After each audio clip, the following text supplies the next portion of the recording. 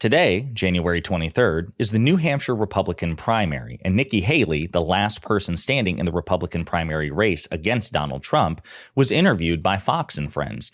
And surprisingly, Nikki Haley took the gloves off and called out the Fox News hosts to their face about their blatant MAGA sympathies, and it was glorious. But before we unpack all that, if you end up liking this video and you want to support the channel, please be sure to hit the like, subscribe, and alert buttons before you go. I'd greatly appreciate it.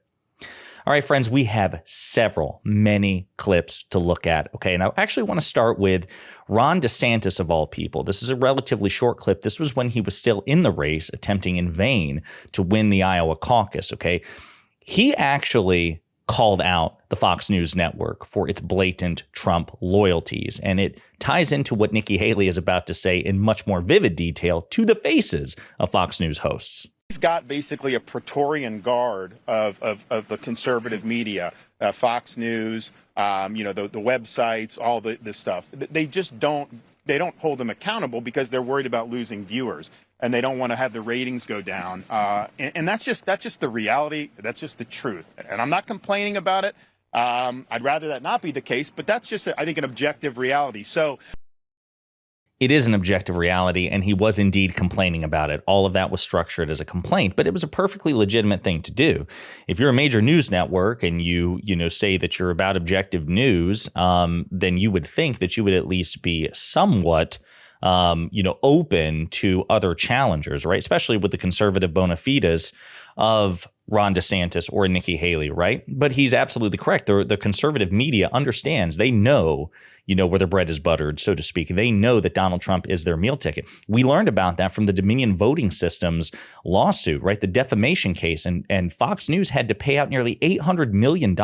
And during the discovery process, we learned from Fox News hosts that even though they knew Trump's big lie was nonsense and the people he was asking them to signal boost were crazy, as well as their lies, they were deliberating internally. They were like, we have no choice, right? We don't want to lose the base. We don't want to lose the viewers. They are audience captured.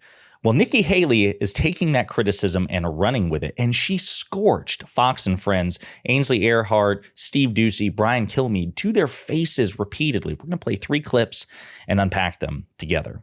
And here, Trump has lied on TV and spent millions saying, I want to cut Social Security, which I never said I was. I saw that ad yesterday. Yeah, but you guys haven't talked about it. He said I was going to cut Social Security. I never said I was going to do it. He said I didn't want to secure the border. You're going to raise the Social Security age because for the 20-somethings now, right? What did I say? I said anybody in the system, we're not going to touch them. Those new coming into the system So in the 20s, we're going to go and start reflecting life expectancy. That's different than going on TV and saying I'm going to cut Social Security by 87%. Nikki, the facts are, and I hear you, but the facts are, and it's hard when you're doing these shows. We try to cover it all, but we only have X amount of time. So we definitely are doing our best to be accurate and give the facts. The facts are that Donald Trump beat you by 30 points in Iowa. Now in New Hampshire, the facts are that you were down in the polls. These are the polls. We know polls can be wrong. If you don't win today, do you go on to South Carolina? And I'm from South Carolina, and we love you there. We love Tim Scott there, but Donald Trump is also loved there. You don't want to go into your state and lose that state if you stay in the race, because we'd love to see you in some other capacity down the road. What is your response to that? Do you get out if you lose today? No, I don't get out if I lose today. I mean, first of all, again, I'm going to say this. We've had 56,000 people vote for Donald Trump, and you're going to say that's what the country wants? That's not what the country wants. We're going to have New Hampshire vote today. They deserve to have the power of their voice. Again, just note the combativeness of her tone. She is fed up with these people. But wait, there's more. I ran for governor. I ran against an attorney general, lieutenant governor, and a popular congressman. Mm-hmm. And I worked it and fought for it and earned it. I'm going to go into South Carolina and do the same thing. I take nothing for granted. So there's no scenario where it stops tonight? Of course not. We've already made our ad buy. Yeah, how many? You played $4 million in ads? We've put in an ad buy. I don't know how much it is, but it's strong. We saved our money. I hoarded money all the way through. We stayed in garden inns and residence inns. We were the only one that flew commercial because I wanted to make sure we could run through the tape on this. I'm going to fight no matter what. I don't care how much y'all want to coronate Donald Trump. At the end of the day, that's not what Americans want. Americans want a choice, and we're going to give them that choice. You keep saying coronate, lie, not tell the truth. What are you saying in the couch? I'm really wondering why you think we're the enemy. Because I've looked at the media. Look at the media saying, oh, this is Donald Trump's to have. Look at the political class all coalescing and saying everybody needs to get out. That's not democracy. That's not who we are. Who we are is, when have we ever had two people, down to two people in New Hampshire, and you say, oh, it's over? We don't do that. South Carolina is an amazing state when it comes to picking president. 3 states really could choose an election for the entire country? I mean, it's a beautiful thing. It's what we go through. And at the end of the day, it's the fact that you don't do this for any reason outside of you love your country. Mm-hmm.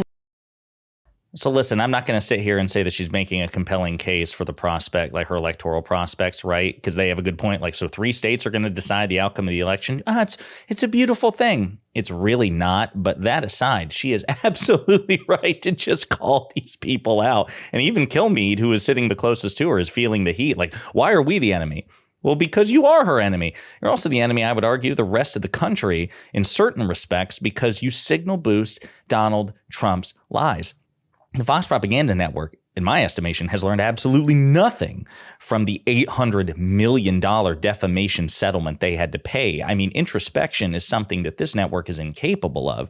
But it's not just that they're attacking Democrats and President Biden and, 50 to 60% of the country in blue cities and blue states. They're also swinging at other legitimate targets, or rivals, rather, to Donald Trump within the party. This is a Trump-captured, MAGA-loyal party with very, very few exceptions.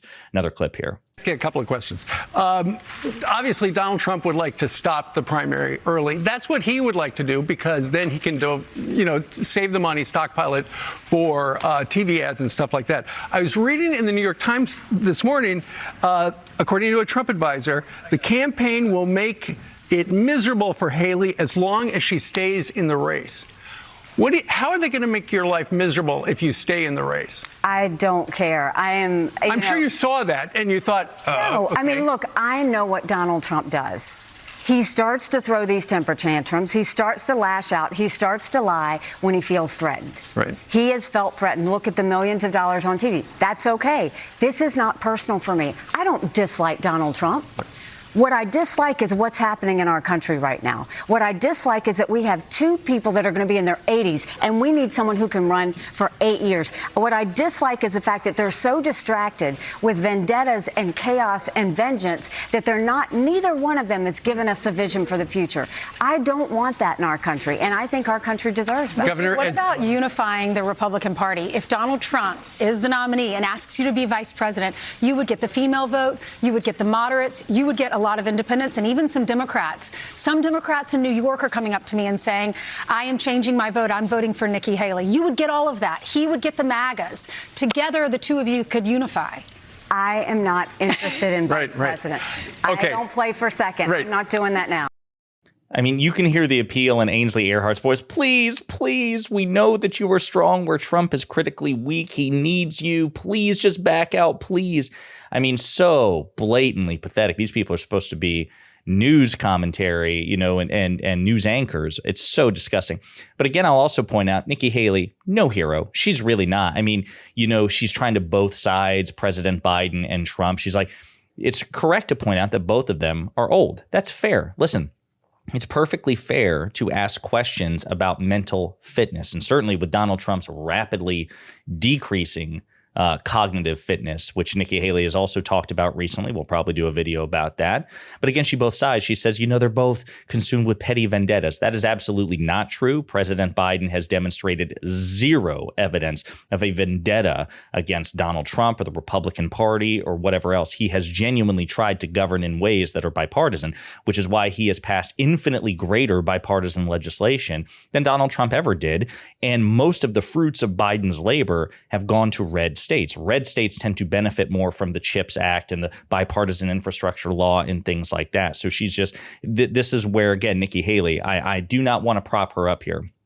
Nikki Haley is an unprincipled conservative Republican who has also said that she'll back Trump even if he's convicted, right? So she's talking out of both sides of her mouth, but that doesn't mean that her criticisms against the Fox Propaganda Network are any less salient, right? The fact that she is it's kind of like how a broken clock is right twice a day, right? Well, this is the case with Nikki Haley, and she's using her 2 times with the Fox Propaganda Network to be right about. One last clip from Haley, again, just to drive it home how fed up she is with this network. It's beautiful. So what is a strong showing? How would you label the show? What's the showing you need to go fight to South Carolina? Well, I've been consistent. I wanted to be strong in Iowa. We started with 2%. We ended with 20%. I want to be stronger in New Hampshire. We'll know what that is when the numbers come through. I want to be stronger than that in South Carolina. It's just continuing to build. But what do you mean by that? For example, do you want to be within, I know you want to win, but is within 5 points of the former president, is that a strong showing? You know, at the end of the day, you guys are going to be talking about what a strong showing is or not. Now, I don't know that you'll tell the truth, but I think at the end of the day, if you look at the fact